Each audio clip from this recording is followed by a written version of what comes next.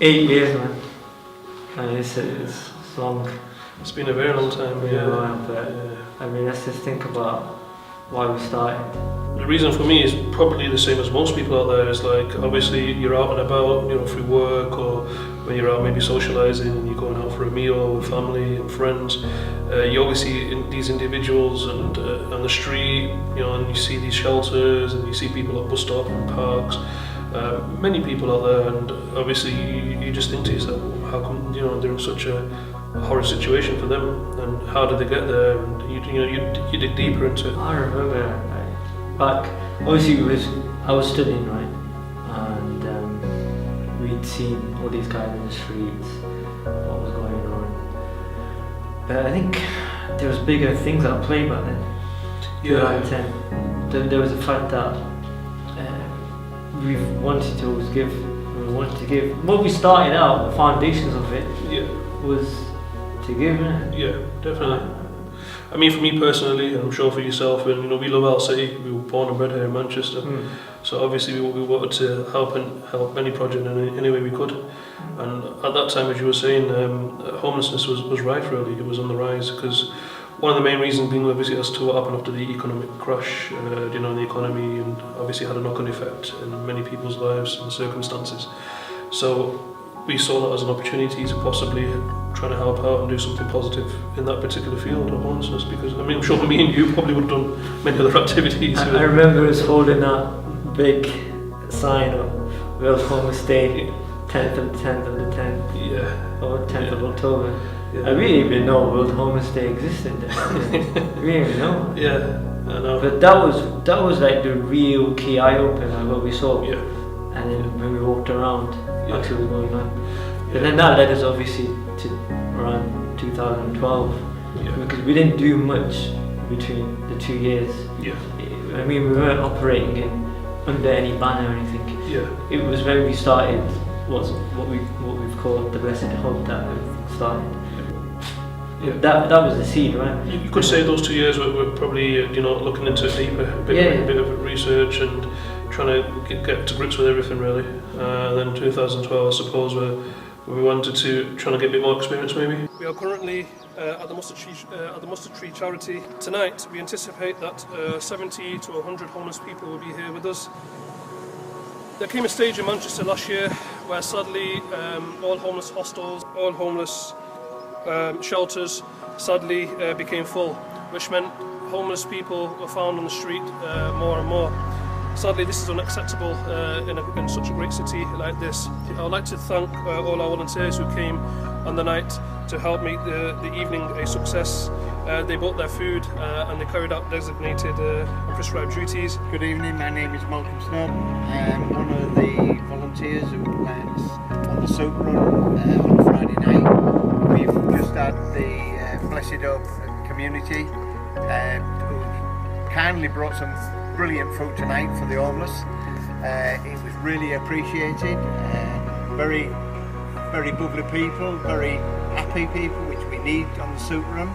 And we're hoping that they come back in. How did we get in touch with Mustard Tree now? So I spoke to the chief executive at the time, and they were happy for us to come along with our volunteers, because at that time we had a growing volunteer base. So they were happy for us to come down on, I think it was a Friday evening. I still remember it clearly. I can remember Malcolm in the kitchen. He was a great cook. He used to make some good food, and obviously we'll bring our food. That our volunteers will bring some nice pasta dishes and curries and everything that they would bring. And I can remember clearly as well at that time it was mentioned from the staff that particular night was a record in terms of the numbers of people that ate that night, over 100. We broke a record, so we were record breakers in our early days, as they say.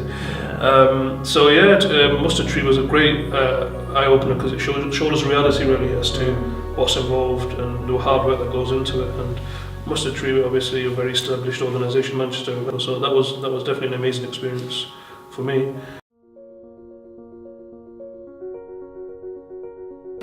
Okay, instead of going on Friday evenings where we were kind of restricted in kind of the amount of people we could take, the food we could take, what we could do, we decided to go in the streets.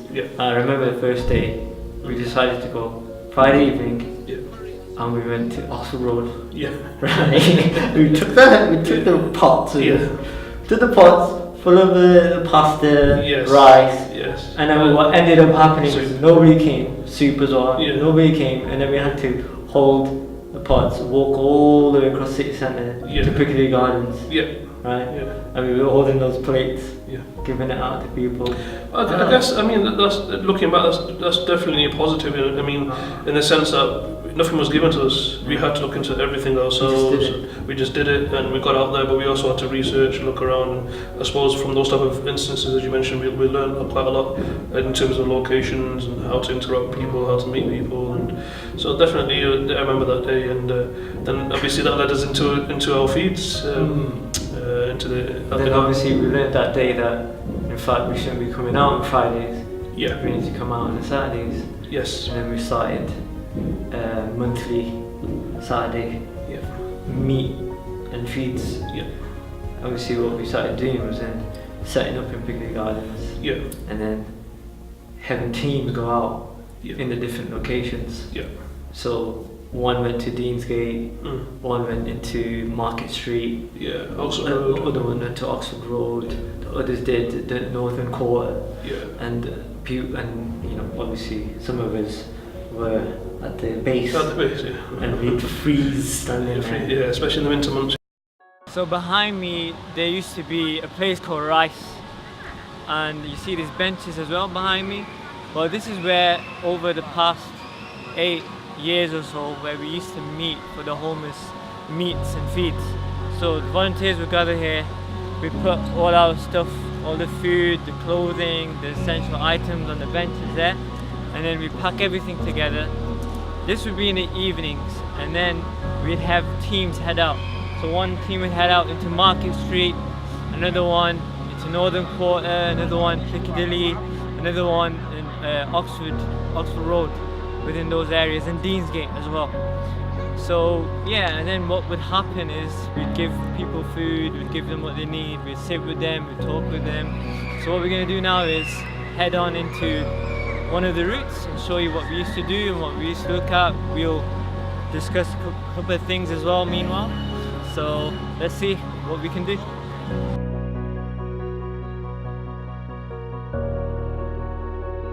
Andy Burnham, get your finger out. Get your finger out, Andy Burnham. So we just had the individual I just met. He wanted to know about our night shelter. So started drawing here. First he showed me how to put the beds together and have a gap of what, 500, right? And then he showed how you put a lamp for everyone, do this, do that. Okay. Not allowed to do all that now. Get food, get services, showing how we can get access to funding. And this is how much you get per bed. So he's just gone off down there. What, to one of his buildings? To one of his buildings. I suppose he could do something as well. So that must be Mr. Manchester that we don't know about. Yeah.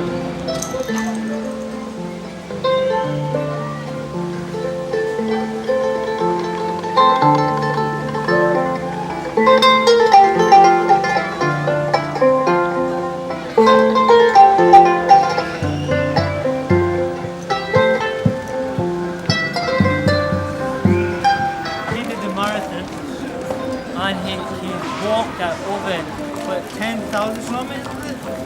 Yeah. So Haji for pilgrimage. Yeah, man, the guy did 7 countries, 7, 8 countries.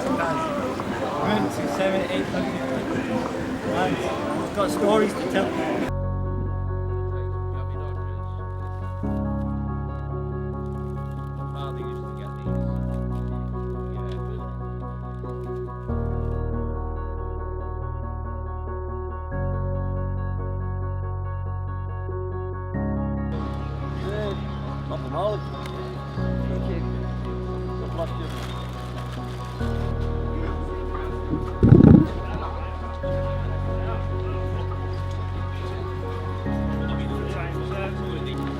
The guy down there wanted some coke as well. I thought I'd get it. Yeah, just don't go asking what type of coke that they want though.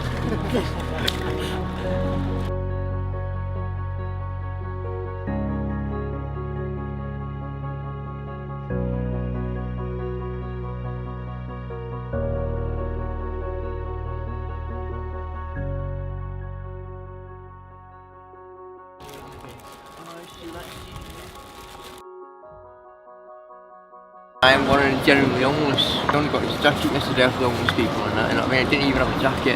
Alright. And I got these jeans off the homeless people yesterday as well. Yeah, looking good, man. You know what I mean? So I do look better today. Yeah, Feeling better. good, yeah.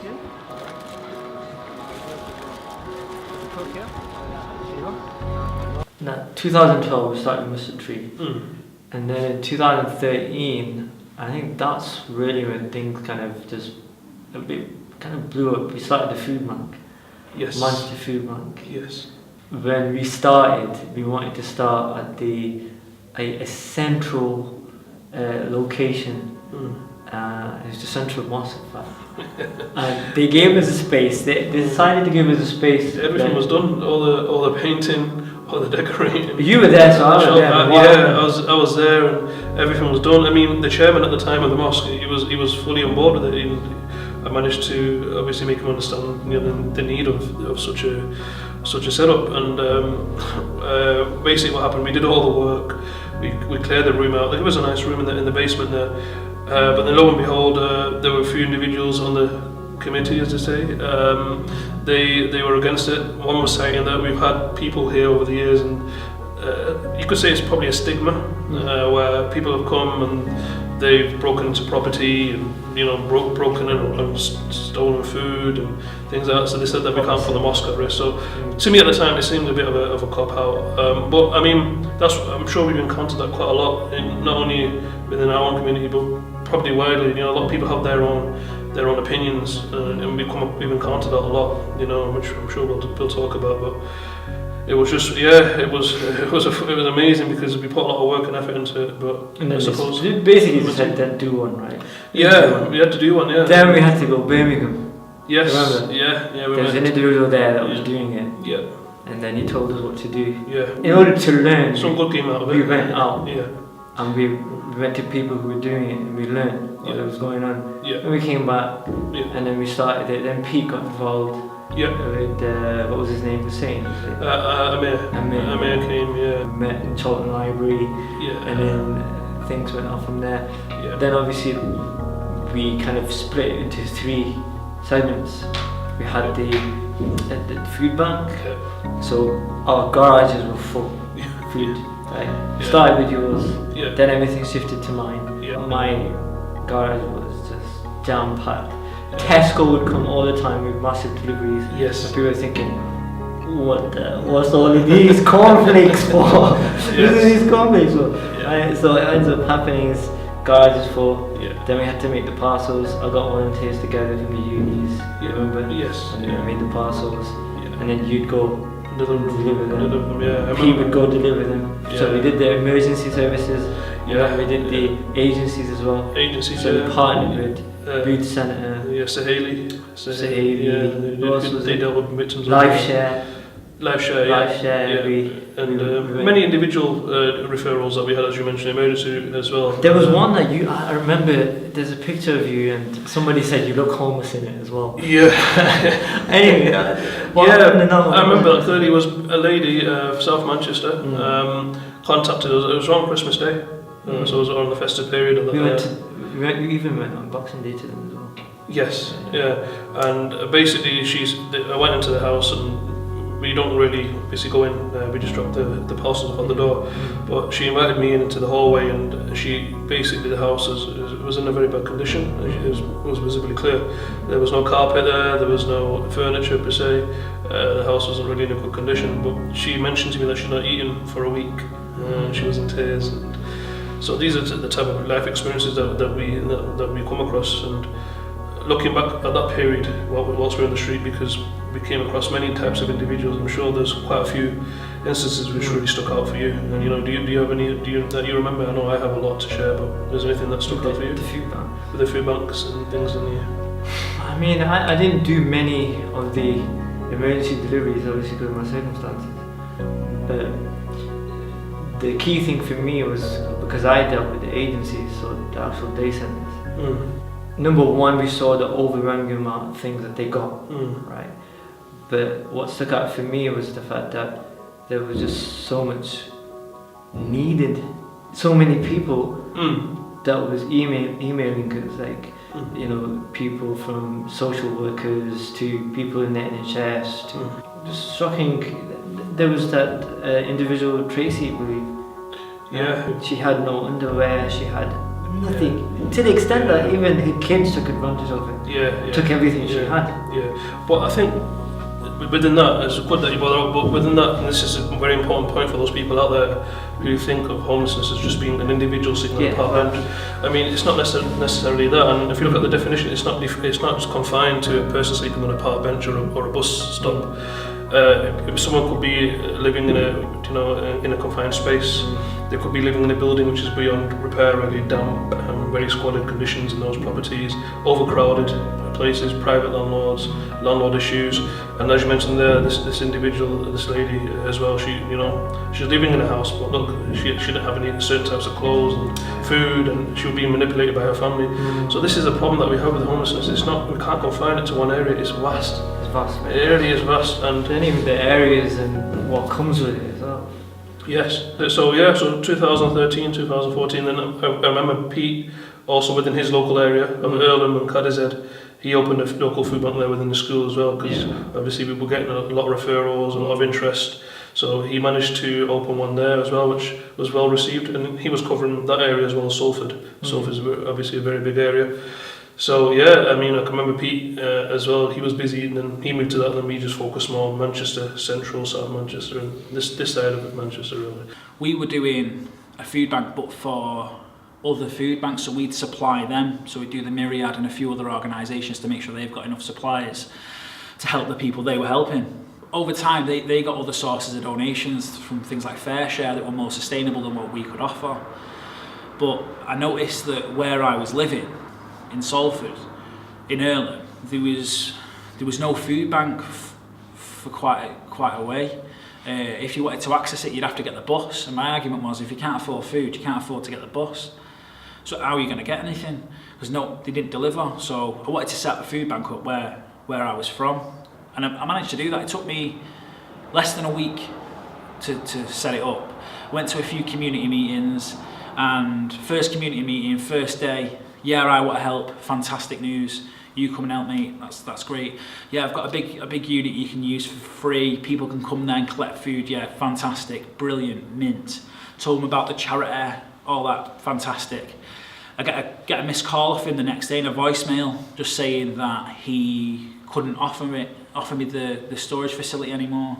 So I rang him to find out why, because he explained to me how he was poor as a kid growing up, often having his tea at his neighbour's house, so he knows what the struggles are like for people growing up now. And he said that because you've got affiliations with a Muslim organisation, he didn't want anything to do with it, because he didn't like Islam. Which was a bit of a shock to me, because it wasn't anything to do with the faith. He wasn't even helping Muslims, not that would have been an issue. He was helping people in his local area, but he still said no. So I thought, right, what can I do? I'll go to the churches. I know they didn't like me last time when I tried to do homeless outreach, but they might help me now. So I went to a church meeting with a few of the different Church of England, like priests, whatever the leaders are called. Said, this is what I want. I need a storage facility. It's not somewhere service users can go. I just want somewhere to store goods. I'll come and collect them. It's literally just somewhere to put the items. That's all I need. And a couple of them said, yeah, that's a really good idea, but we can't help. And the others just said, no, we can't help. There's nothing we can do. We've got other things to pay for. We've got a park to fund. And I highlighted that you're funding recreation over necessity. Why would you do that? We're asking for a bit of storage. The back of your churches are never full. Do you know, why can't we use just the back little bit? We'll buy a cabinet or something, just put it there. Still nothing. So carried on searching, and I got a phone call from it was like a nursery, like a playgroup called Little Rascals, and it was in the middle of a council estate. So I went down and they said, yeah, you can use this little office here, this room. It's already got shelves in, you can come and use this as long as you need it. It's free, we're not going to charge you any rent. Fantastic. So over the next few hours I filled that little office with food. Over time I started to get know the girls that were running it, and we created a load of food parcels, and typically they'd last someone about 3 or 4 days, but we'd custom make it. because what we found was places like Trussell Trust. So yeah, the Trussell Trust organisation, as far as I'm aware, it's still the same, but back then it was, you can have 3 or 4 days supply of food, but you can only have that 3 times within a 6-month period, and that was your limit, which I didn't really understand, because I thought if someone's skint and you can't afford food, you probably can't afford food for more than 3 or 4 days. The fridge might have blew up and they've had to buy a new one, and they don't have any money for 3 or 4 weeks. I didn't run mine like that. Also, we didn't need proof. I didn't need a referral. You didn't need to go to the Good Job Centre. You didn't need to ask someone to prove to me how poor you were. Because I thought if you're in a situation where you've got to use a food bank, you don't need me probing you with questions.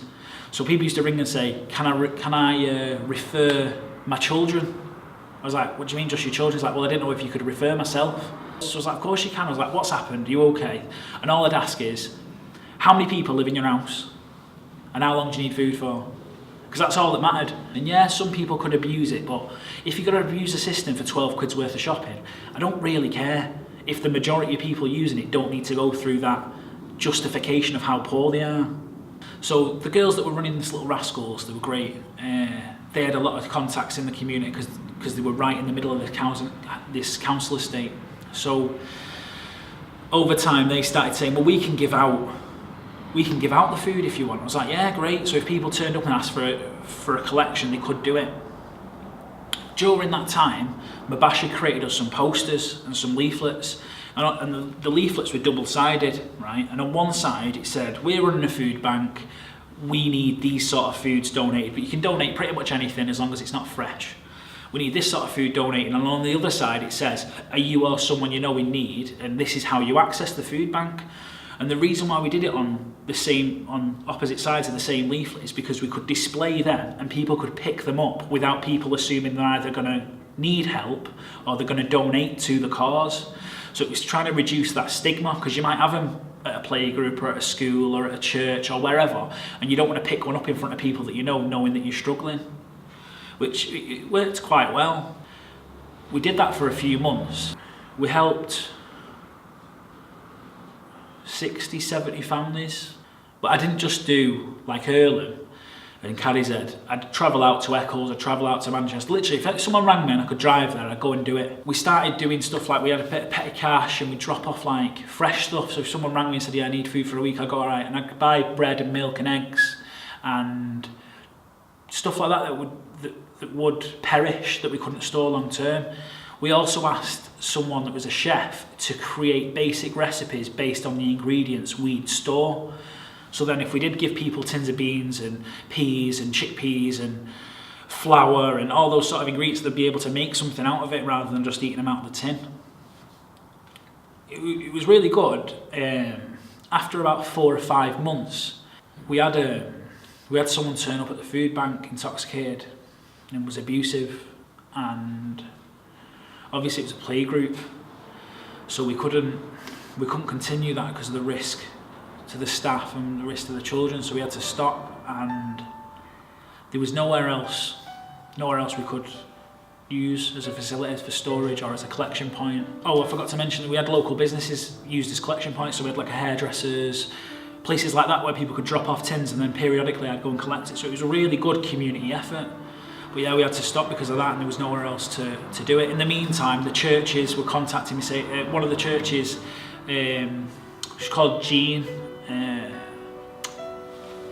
She was really supportive. She really wanted to go ahead. She really wanted to help the food bank, but the person above her in the church didn't want to. And Jean was pushing it loads, and eventually, after mine had stopped, they carried on pushing it, and she said, I know yours had to stop, but I really think we need a food bank, And eventually, they managed to get one, and it's based from the Trussell Trust, it's under that umbrella, but we have got a food bank now, and Jean made it very clear that if it wasn't for like mine and the other guys pushing the use of a food bank and how important it was, that probably wouldn't have happened. We even did the Christmas feeds. Yeah. Right. So, like, initially we did the Christmas feed. Didn't we meet an actor, a famous actor, on one of them? Yeah, you got all party with them, man. Yeah, we met a famous actor. I remember now. It was from Emmerdale. Yeah. One of the guys. I forgot his name now. But Gary or something. yeah, he was playing snooker and feeding. Yeah, I didn't know who it was. I'd say it's Yeah. My name is Matthew Wolfman and I am from Emmerdale and I'm volunteering today at Live Share and it's been fantastic so far. I've been here since 8 o'clock this morning. I've been running up and down the stairs getting clothes for people. We're just about to serve lunch. It smells absolutely beautiful and I'm having a fantastic day. And as you can see, if you look around, we've got crackers on the table, we've got party hats and we're all going to serve lunch in about, I think we've got about half an hour to go, then we're all going to serve lunch, so it's been fantastic so far.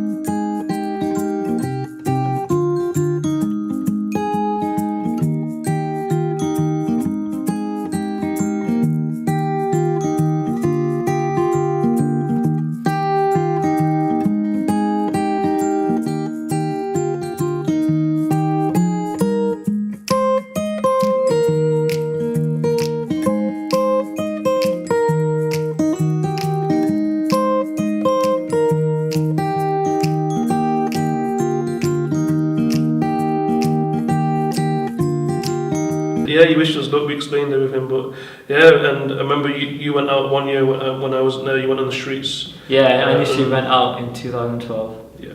So that was Christmas Day. Mm. We met somebody who said, you know what, I've had nothing to eat. Mm. And that really told us, you know what, we had to go Mm. and do something. That was right. That was you asked me about something that was of impact, something that actually personally kind of pushed me. That was one of them. The initial day when we actually went out back in 2012. That individual we met. Seriously, we've got a picture of it. Yeah. He's smiling and just absolutely, you know, amazed that we are out there. There weren't too many people because, you know, we're fortunate in that season. People have a place to go for breakfast. They have a place to go. But there are certain individuals who get left behind. Give another one.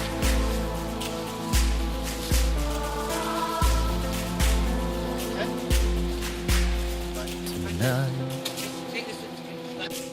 the world will sleep,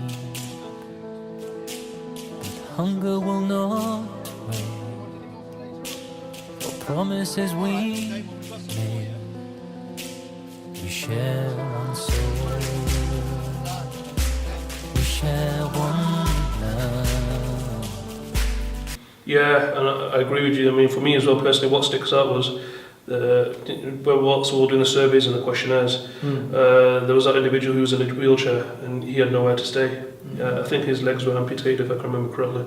And his reason was that the benefit system and, you know, housing benefit was taken away from him for some reason. And at that time, that was obviously something that always stuck with me. And obviously we had another individual who I mentioned. He was been on the street for 15 years. 15 years. Yeah, A well-mannered individual. I really enjoyed his company. But from him, I learned a lot from him personally. Obviously, I think he had a number of years in London because he was there, and then he relocated to Manchester. But he's been in the street, and obviously he gave us an insight because I think at that time, and this is an important point, was we were trying to define who is genuinely homeless and who's not, because this is a question we were getting from a lot of our donors and our supporters, that how can you actually... even the volunteers, Who we give to who's actually homeless. Who's actually you look homeless, I'll give you something. And obviously they read many reports in the newspaper and in the media, people living a lifestyle because they've been given handouts and they take all of it, and I've come across individuals like that. And he gave us many insights into that as well. So that was a learning curve that we had from that individual. And I want you to also film where it's near as well. It's near the bank. It's actually standard practice. You know what I mean, Zach? Yeah, it's actually a regular thing what they do. Take a picture of me and Dave. Yeah. I've got it in video. It's videoing. Yeah? It's videoing. Okay. At the back of Primark, because the security guard will move them on. So I know all this. So this is one of the places where they'll sleep. Yeah. I've seen them sleep here. Yeah. Fantastic. Around this area that they sleep, that will be occupied later tonight. What's your Marble Street signs over there? The signs in there. I'm going to show you the signs, so you know the streets are going to. Okay. Yeah. Cool. The next one's down here.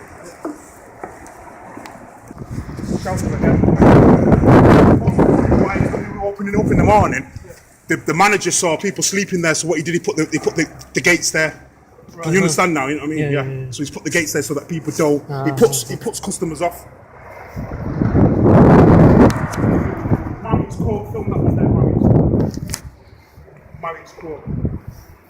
Cool. And that's the other spot where they sleep. You'll actually find couples, men and women, boyfriend and girlfriends, husband and wife even, sleeping there. Later on, you won't find them now. Doorway in there and people sleeping. I'm not going to go all the way down, because it's too far down, because there's another one I'll show you down there where people sleep. Norfolk Street, and people sleep in these doorways as well. The shops see in the doorway. So say obviously the people are not there at the moment. What time do you think the average 11, 12? Well, the first ones that I just showed you now, they will come a little bit later on because the post office is closed. And they'll wait until those kids are gone because they don't want to be disturbed with the noise. And they don't want kids like playing practical jokes on them, like either spitting on them or even if they're drunk, we on them. Because people have known to do that on homeless people. They do all sorts of nasty things to them. So what they do is they'll start coming down there usually about 12 o'clock. Right. Yeah, they do come pretty late, and then down these spots here, because until it's silent, they'll start. These are a bit later, like 1 and 2 o'clock. Okay. So they'll actually start coming here earlier on this one, like 12, 11, 12. Yeah. Fantastic. Marsden Street, and I'll actually show you where they sleep. They won't sleep there, so you get bothered by the noise.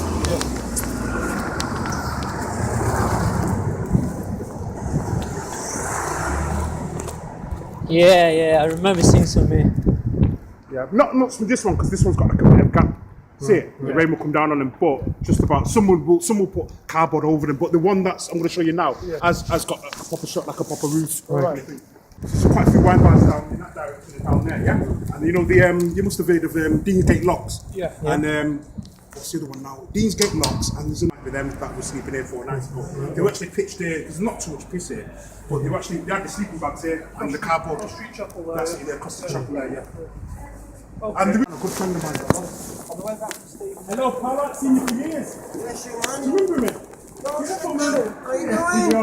That survey, that was really, really impactful, man. I mean, like, it was shocking. Like, we assumed that, hey, if we asked them this one question, if there's anything in the world we can give you right now, what would it be? That it'd probably be like, give me this amount of money, give me this house. Absolutely no one said that. Well, One individual said he wanted a football. One guy said he wanted his sister back. He wanted his sister back. And we were like, oh. And then we hear these stories, like, you know, the human beings, they're being objectified, like, as they're being ignored. There's an individual, he said to me, we were just speaking here and we're just ignored. It's like we're not even human beings. So unfortunate. Just walking past, and just ignoring us. I even sat with one of them. I started begging with him to experience it. And he's like, what are you doing? And I said, no, I'll help you out, get some money for you. So just in and around here. William needs a pound. William needs a pound. I mean, there's so many memories. I mean, we even had the individual who's writing poetry. He allowed us to take one of his poems, which we've got a copy of and we shared before anyway, in our social media platforms and stuff. But that was definitely deep. That was powerful as well. So I mean, given all these personal experiences we've had, I mean, we picked up a lot, you know, even beyond what we thought, and it's changed our perspectives quite a lot and understandings of the situation out there as well. So from 2014 and to 2015, do you remember what happened? Well, obviously we had to rethink things, particularly with the food bank, so that stopped. But then we continued with the feeds. Yeah. That was kind of the main thing we were doing. So we got the unis involved. Regular stuff, we started doing the themes. Every month we'd create care packages specifically focused on certain things, so it could be like hygiene, flannel, shower gel, toothbrush, toothpaste, feminine hygiene products, as well as like your drinks and your food and things like that. Then the next week it might be clothing, so we'd give out socks and talc, and as well as the food and the drinks. So we had like a bit of a fundraiser each month for specific items, so people felt like, yeah, we are making it, this is what they need this month. Winter it'd change. We did the grooming day, we did the health day, we did you know, Easter delights day. Yes. We did different days. So we had Easter events, we had Christmas events, Ramadan. Yeah, we had the iftars. They were amazing events as well. We were involved with the Blessed Hope, and we were involved with Myriad and you know, Boaz, Barnabas, and others. And that's where we founded then the Homeless Hub with the volunteers we had. You know, the logo was done with them. We did it over WhatsApp conversation. The logo was done on WhatsApp.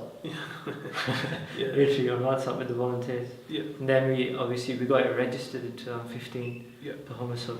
So things became separated from the Blessed Hub. Got had over by a private landlord basically. He's a rogue landlord.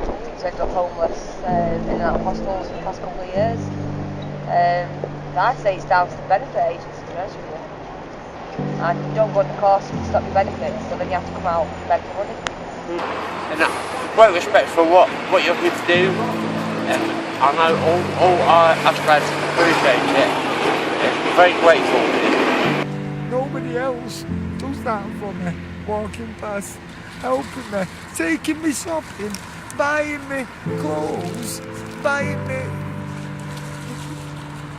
deodorants and shampoos and toiletries. And nobody does things like that for me at all.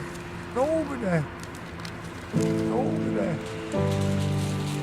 But people like yourself who do what you do, and then say, here, get yourself off the streets for a few nights, and then take me shopping and buy me things, take me for something.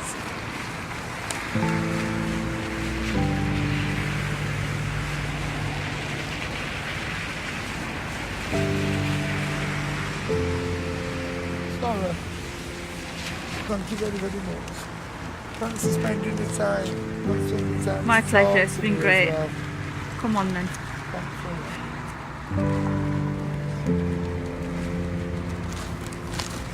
The weight of the bag, this is all kind of like the weight of this.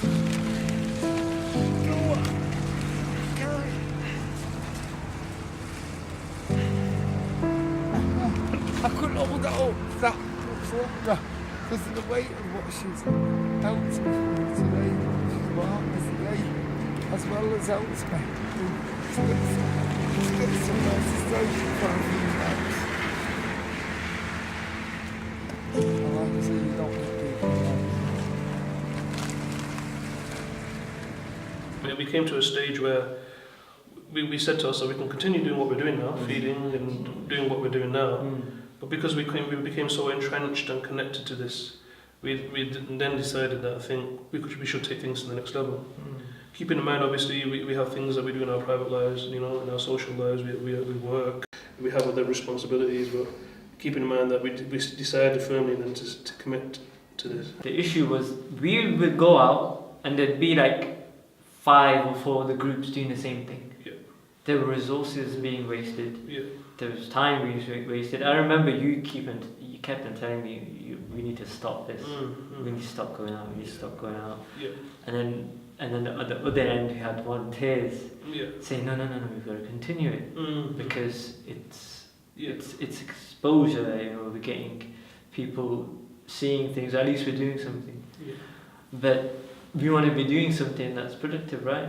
And then that took us to 2016, where we had the meeting with Pops and his team and his associates. His associates. Yeah, I remember. Yeah, at the restaurant. Yeah, Pete was there. We were all there, and then we did that presentation and pitch. Well, back then, we just needed the storage. Yeah, it was more for storage of items and items, right? Yeah. But we ended up getting this building. Yeah, huge. I mean the building, and I mean, where do we start? We've had it like 2 years now. Yeah, but it's massive. We've done what we can, and the important thing to note is obviously we've been doing this part time. Yeah. I've given a lot of time to it. Yeah. Because I'm the most flexible from all of you guys. Yeah. So I've given a lot to it. Yeah. I've been doing the legal side, the designing side, social media side, almost everything, right? Yeah. But obviously we've had big hands to put everything else in place. Yeah. But then this building, man, this has been something else. It is something else, yeah. Definitely, it definitely is a challenge, no doubt. But it's, as I was taught when I was growing up, I mean, you don't get anything without working hard. Yeah. Nothing comes for free, and if it's something yourself and myself we passionately believe in, and it's something that obviously we want to commit to. Obviously, we want to give them 8 years. I mean, a lot's changed in 8 years. We came here, we ripped out the carpet. I remember we did all the... Just you and me, we ripped out the entire hall downstairs, we ripped it all out. Yeah. That was just insane. Yeah. And then we got rid of all that waste that was there. Yeah, moving items, those old items, moving them out. Stuff in. Yeah, and there's just so many things to deal with. I mean, a lot of people might not see it from the outside, but obviously, speaking openly about it, I mean, when you're actually working at this level, you know, there's a lot of responsibility. There's lots of meetings. There's lots of interactions that you got to have with volunteers and organising things. So I mean, we didn't call anybody else from out. We just said that we got to get down on our hands and knees and start ripping carpets out. I remember we took the urinals out, cleaning the toilets. Everything you can think of, we've done, and we've been there and done it. So I suppose now we've come to a stage now where, you know, we need to move things on to the next level now, because we've been fortunate to be granted this planning permission now, very recently. That was key. That was key. Obviously, took a year, big game changer for us. Took 1 year, but at least we've got it. But now it's time's of the essence, really now. We're coming to where we're at now. We talked about, you know, the past, and obviously it's been very insightful, and spoke about memories as well for me. Very, very emotional. It's been amazing, you know, to look back at it. We're just speaking openly about this. But looking at it now, I mean, I believe that we've got it to a stage now where, you know, the opportunity is amazing here now. We've got it at such a stage now where we can take things to the next level. Yeah. And obviously, as we've always said, our approach has always been is that we've always had people on board to support us. Doesn't matter what your background is, what your ethnicity is, what your sex is, whatever. We've always had people from all backgrounds work with us and helping us, and I guess that's what we're in need of now, even more than ever. So I mean, when you're talking about what we need now, a lot of people automatically say, "Oh, we need big sums of money." We need, you know. Don't get me wrong, that's important, yeah. But obviously, we want people also to buy into the project. We want people to feel that this is a local, you know, solution to a local problem. What is that vision over here? What is it we want to do? I mean, the understanding is that right now, because we've got Tai Chi going on, the community sessions that are happening, the Tai Chi, the Brazilian Jiu-Jitsu and wrestling, that's pretty much it. But we've tried to do feeding here, we've tried to do sessions with the homeless. We did have the refugees and the homeless come in on odd occasions, but the trouble has been the building itself. It's been a blessing as well as a curse, but you combine them and you find the sweet spot in the middle Yeah, I agree with you. I mean, for me, when we were actually visiting other shelters during that period where we went out and about, and I remember. For me, that was a massive insight.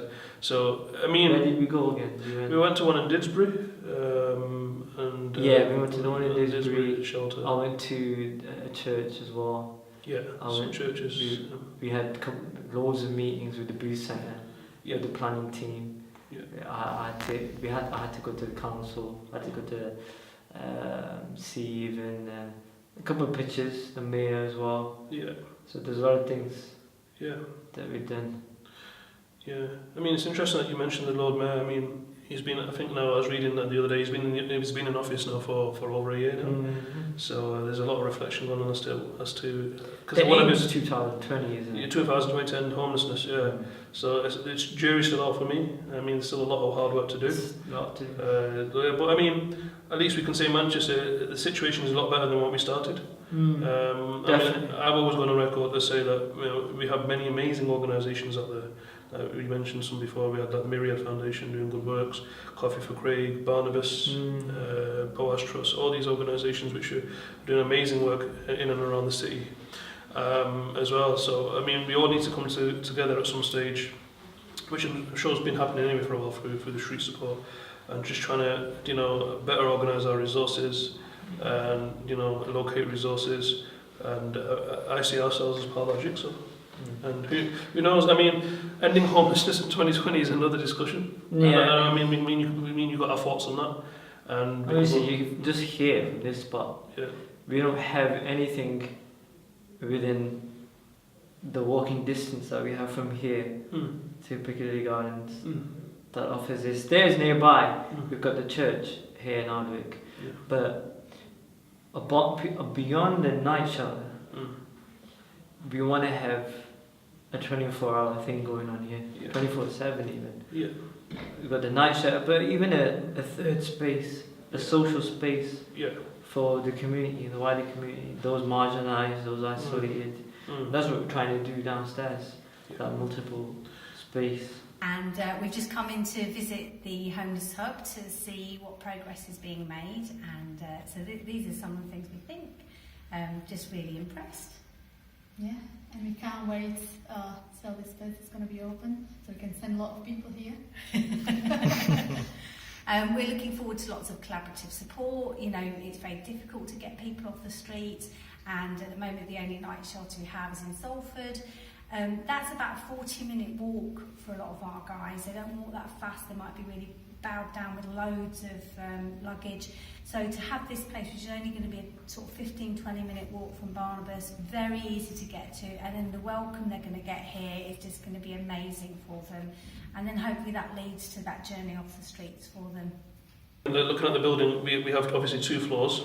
We're sitting in the floor as we speak here now. This is actually going to be used as a shelter. Yep. And we can obviously house 20 people in here in any given night. Obviously, our intention is not to have 20 straight away. We're going to hopefully build. You might be the first, don't we?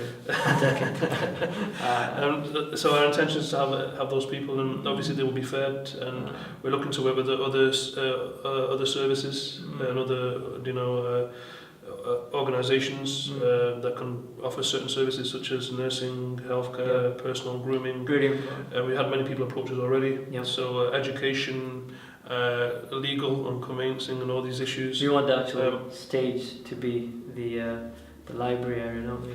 Yes, downstairs, just give them a bit of time to wind down and have can get them in a dress. Yeah. What people don't realise is that they don't have addresses because they've gone into the streets. Yeah. And then they can't even get benefits. Yeah. They can't get anything. So us getting them in here, we can get them an address, we can get them the benefits, and we can get them, to further access into actually skills-wise, get them a CV done, look at their skills, help nurture their skills and even grow it, and then get them into where they need to be. Yeah. I'm really looking forward to it. And no, definitely. I mean, as I say, the world's your oyster, so we're at the stage now, and hopefully the platform's there for us now to, along with everybody that's interested in the wider community. Obviously, myself and Mubashir, just 2 local lads, born and bred in Manchester. Yeah, if we can do this. If we can do this, imagine if many more hands came and joined us. Yeah. And we could get this project up and running overnight, and you never know where we could get this going. This time next year we could be sitting here in an interview, telling you how we've housed people here who in dire need, people who needed feeding, people whose lives have been reformed and changed because they came here and they interacted and they benefited from our services on offer. So bring on this year, the rest of this year and next year, I'm looking forward to it, seeing how it all goes. So in terms of what we need, I'd say obviously there's a financial side of it, but we need many other aspects to it, like there's many, if you look throughout the building, there's many areas that need tackling, such as building work, construction, health and safety, even working with our neighbours, and there's many people out there with amazing skill sets. We're very fortunate to have very good photographers, and they come here, and this is obviously going to be an amazing video, as you can probably tell. We probably look great on this video. They've even given time to record and help us. So even these people, local people. Today's my day, yeah. Sorry? Today's my day. You're famous today, you could be A-listed for Hollywood soon. So this is obviously these just as an example of individuals who've given up their time. Yeah. So we could have we've had Saghir as well, an architect who's helped us a lot. Tim. Yeah. Hi, this is Saghir from Creative Studio Architects. We're based in Manchester. My name is Tim Cropper. I'm the planning consultant. I work for a company called Milex. We're based in Manchester, like you guys. We'll be working together on the planning application for the Homeless Hub, which I'm pleased to say has now been approved after a little bit of work. Yeah, with various consultations with different bodies, the local community and the existing tenants in these premises, and obviously the local authority. Now we've got planning approval, hopefully we can move forward with this project and get it developed. So we're looking to work with a lot of subcontractors. If there's any volunteers out there willing to help, we'd be happy to discuss that with them, whether that's finishes and floor finishes, kitchen supplies, or just general tradesmen.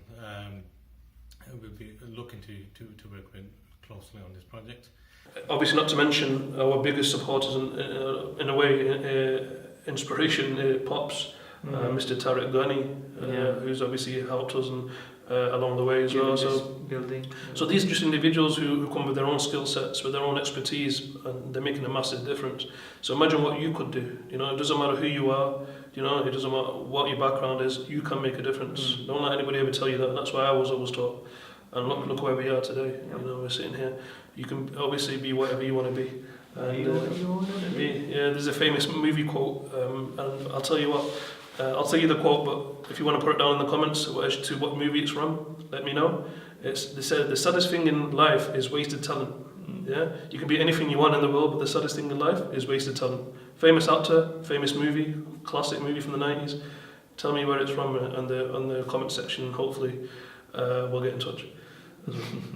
Well, is there a prize for him? A good prize. I don't know. A good day's work, a good day's volunteering at the Homeless Hub. You can't be there. I suppose one question someone might ask us is what makes us get up every morning, and what makes us come here and do all this work? Because people could say you're professionals and what you do, and what makes you give up your time. You have families. You have other responsibilities. So what makes you come in? I mean, for me personally, helping other people. There's nothing can beat it. Helping others, being of service to other people, and giving back to the community, and that's given us so much. And I mean that's definitely foundation of it. Yeah. But mostly for me, it's legacy. Yeah. For me, it's legacy. We believe that what we help plant on earth. Planting the seeds. Planting the seeds and having that grow and nurture, right? Yeah. And then benefit those after us. It's interesting that you say that, because you might remember throughout the process over the last few years or so, we had many individuals who have actually come to us. They've actually benefited us. We've actually coached them and they've benefited from experience. Yeah, and many of them are now actually doing feeds in the city centre, open up their own places, and even like for like posters they made. Started their own stuff. Yeah, I mean we're happy with that. Exact same thing. Yeah, so I mean it's had a knock-on effect in a positive way. So if we can inspire other people and other individuals to set up their own thing, then that's amazing as well. So it's like, legacy is a very important point. So yeah, definitely. Also, moving forward, I mentioned that we need many hands to come together from different backgrounds, and I think our intention at this current moment is trying to get everything done within a 2-month window. 2 to 4 months. 2 to 4 months window. Yeah, we're looking to open late this year. We're coming towards the winter period, as you know. What a winter it's been this year. It's been very cold. Even I don't want to come out of the house. It's absolutely freezing. But so we're looking to hopefully open within the next few months, and so obviously anybody's interested, I'm sure the details will be provided. Come and join in. Obviously there's always something to do, and we've had many volunteers come and benefit so far, so still not too late, anybody can come. Getting the shelter up and running is one thing, but then keeping it up and running is another thing. Obviously once we've got to the stage where we're actually receiving individuals to come and stay, we're going to need people as well. Yeah. So I think in terms of people that we've had come to support us, we've actually had a very well-established company. In terms of Manor Interiors, Farham Malik and his workers. They did all the carpet. They did all this beautiful carpet painting, decorating as well, and we had individuals that have come. So people that have come to move items, people that have come to when we've had events and activities at the unit, they've come as well, like feeds and bring food in. Like we had Sabir as well. So it's not one type of volunteer that we need. It's a vast range of volunteers, and everyone makes a difference in many different ways. So moving forward, we need, obviously most of it's going to be based on the construction of the building. Most of the volunteers that we need right now at this stage. So there's work like plastering that needs doing. So obviously plastering, the roofing needs, the painting, the toilets, the security, the toilet, literally nearly everything. Basically. More or less everything that you'd imagine. Renovation project. To heat, even heating. There's no heating in here. So I mean, it's one thing people physically come in here and helping us, but we've actually had people also benefit us and supply us with goods. Like obviously we had one organisation, they supplied us with lighting, the tubes, LED lighting downstairs. We've had people provide us with electrical equipment that we needed, even the toilets, the toilet pans and everything like that. So it's not necessarily just maybe giving it your time, because I understand that many people are busy and they have many commitments, but even if you work for maybe a firm or a company or an organisation, maybe you have items that you don't use, I mean, feel free to consult us and see if we do need to benefit from them, because many people have done, and we benefit from them immensely. Paint, carpets, and things like that. After all, we are a local charity. We'll need obviously a mixture of volunteers and even staff eventually. People who can be here the full day, people who can be here night shifts for the shelter. We're going to be partnering with Barnabas, get the referrals in. And we're going to iron all that. Everything's it's just maybe putting finishing touches to that, and hopefully. But as you mentioned, the immediate concern now is working with the building, and we're more or less got it to a good shape. It just needs those finishing touches to it now, and then we can move on to working with the agencies and having individuals on site.